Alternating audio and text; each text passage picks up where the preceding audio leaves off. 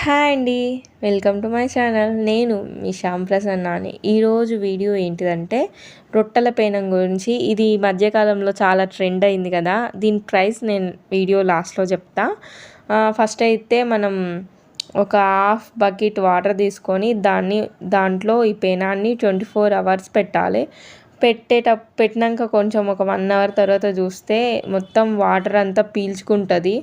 Next day morning ఆ వాటర్లో నుంచి తీసేసుకొని ఇప్పుడైతే నేను ఈ పేనాన్ని వాష్ చేయాలనుకుంటున్నా.